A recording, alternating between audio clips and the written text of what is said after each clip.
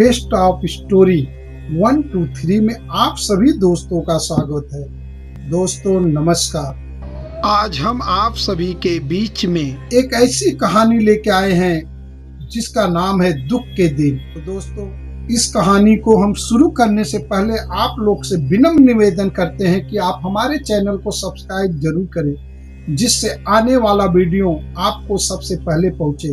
तो दोस्तों आज हम वृद्ध जीवन के बारे में बात करने वाले हैं। एक माँ की कहानी है मेरे दोस्तों, जो आप सभी लोगों के बीच में लेके आया हूँ। यह तो माँ को अलग अलग खूंटों से बांधने वाली बात हुई। मझले ने टोका, तर्क के तौर पर ठीक सही, शिष्टता के तौर पर कोई कभी भी इसे ठीक नहीं ठहरा सकता। बंटवारे जैसे छोटे काम के लिए माँ की मौत का इंतजार करना भी तो शिष्टता की सीमा से बाहर की बात है। छोटा सुनकर बोला, माँ के रहते ऐसा करने शायद बड़ा शिष्टाचार है।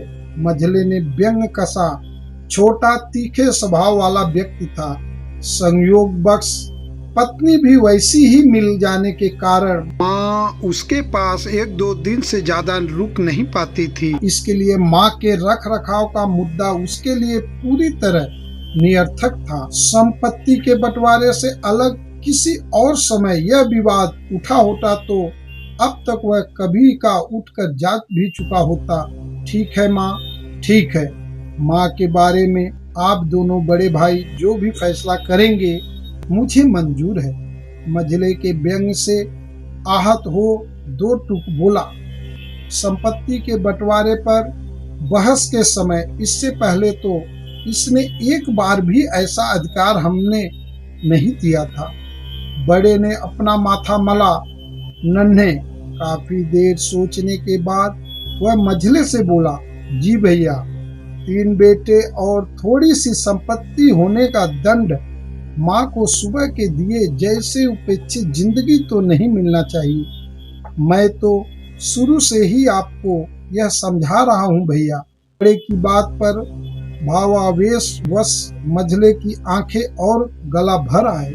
सवाल यह है कि बंटवारे की यह नौबत हमारे बीच बार बार आती ही क्यों है? बड़े ने सवाल किया। फिर आगे बोला, हम अगर किसी अच्छे काम के लिए एक जगह बैठे तो माँ बेहद खुश हो जाएगी, वह भी हमारे पास उठे बैठे। लेकिन हालत यह है कि हम एक जगह बैठे नहीं कि माँ डर ही जाती है। मझला और छोटा सिर झुकाए बड़े की बातें सुनते रहे। तू वाकई में मेरे फैसले को मानेगा न? बोलते बोलते बड़ा छोटे से मुखातिब हो गया। जी भैया, छोटे ने धीमे स्वर में हामी भरी। और तू भी? बड़े ने मझले से पूछा। हाँ भैया, वह बोला। अब सबसे पहले बात तो यह है कि हमारे बीच जो कुछ भी अब तक पहले हुआ उसे भूल जाओ। माँ को जिससे दुख पहुँचता हो वैसा कोई काम हमें नहीं करना चाहिए। जी भैया, आओ। बड़े ने दोनों भाइयों को अपने पीछे आने का इशारा किया। तेजी से चलते हुए तीनों भाई गांव से बाहर नहर किनारे उदास बैठी माँ के पीछे जा खड़ा हुए। बंटवारे के सवाल पर जब भी वे एकजुट होते वह यहाँ आ रोती थी। बहते पानी के आगे दुखड़ा रोने के तेरे दिन खत्म हुए माँ। उसके बूढ़े कंधों पर अपनी अधेड़ हथेलियां टिकाकर बड़ा रूधे शब्दों को मुश्किल से बाहर ठेल पाया। घर चल। माँ ने गर्दन घुमाई।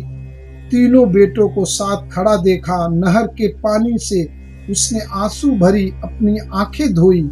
धोती के पल्लू से उन्हें पोंछा और तीनों बेटों को अपने अंक में, अपने आंचल में भर लिया, हर बार की तरह। तो दोस्तों, ये थी एक माँ की कहानी।